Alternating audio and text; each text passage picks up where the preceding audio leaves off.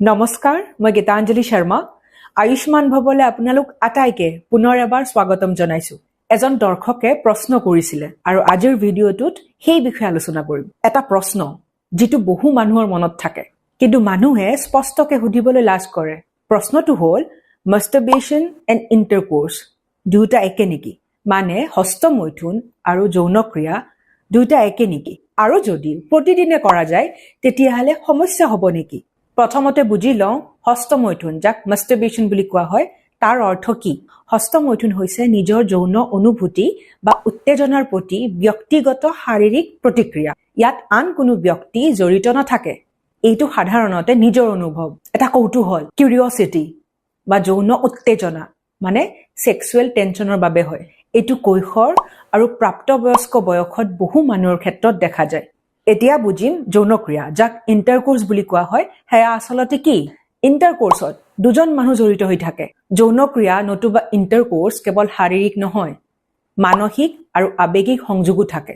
মানে ইয়াত সম্পৰ্কৰ গভীৰতা বেছি, কমিউনিকেশ্যন, ট্ৰাষ্ট আৰু ৰিলেশ্যনশ্বিপৰ দিশো জড়িত থাকে। সেইবাবে ইণ্টাৰকোৰ্চ আৰু হস্তমৈথুনক সম্পূৰ্ণ একে বুলি ক'ব নোৱাৰি। এতিয়া আহোঁ আটাইতকৈ সাধাৰণ প্ৰশ্নটোলৈ, প্ৰতিদিনে কৰিলে ঠিক নেকি? চাওক, এনেকুৱা কোনো কঠোৰ নিয়ম নাই, এইটো কৰিলে ভুল বা সেইটো কৰিলে ঠিক বুলি। এই প্ৰশ্নৰ উত্তৰ সকলো মানুহৰ বাবে একে নহয়। এনেকুৱা কোনো মেজিক নম্বৰ নাই যিটোক চাইন্সে ঠিক বা ভুল বুলি কৈছে। বেলেগ বেলেগ মানুহৰ যৌন অনুভূতি, জীৱনধাৰা, বয়স আৰু ব্যক্তিগত পৰিস্থিতি বেলেগ হয়। সেইবাবে কেৱল সংখ্যাৰে স্বাস্থ্য নিৰ্ধাৰণ কৰা নাযায়। প্ৰকৃত প্ৰশ্নটো হ'ল, ই আপোনাৰ জীৱনত সমস্যা সৃষ্টি কৰিছে নে নাই? হেল্ডি ছেক্সুৱেলিটি মানে কেৱল যৌন কাৰ্য নহয়। ইয়াৰ ভিতৰত আছে নিজৰ শৰীৰৰ প্ৰতি সন্মান, আনৰ প্ৰতি সন্মান, সঠিক তথ্য, ছেল্ফ কণ্ট্ৰল আৰু দায়িত্বশীল সিদ্ধান্ত।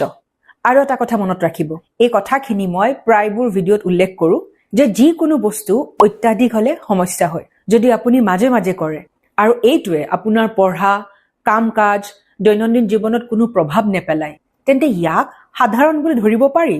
কিন্তু যদি আপুনি লক্ষ্য কৰিছে আপুনি বাৰে বাৰে হস্তমৈথুন কৰাৰ কথা ভাবি থাকে, পঢ়াত মনোযোগ দিব পৰা নাই বা নিজকে নিয়ন্ত্ৰণ কৰিব নোৱাৰা হৈ পৰিছে, তেন্তে এইটো চিন্তাৰ বিষয় হ'ব পাৰে। একেদৰেই যৌনক্ৰিয়া। মানুহে ভাবে ইণ্টাৰকোৰ্চ নতুবা যৌনক্ৰিয়া বেছি কৰিলে ভাল, কিন্তু সেয়া সঁচা নহয়। কাৰণ শৰীৰৰো নিজৰ সীমা আছে। অত্যাধিক হ'লে ক্লান্তি, শক্তি কমি যোৱা আৰু কেতিয়াবা মানসিক প্ৰভাৱেও দেখা দিব পাৰে।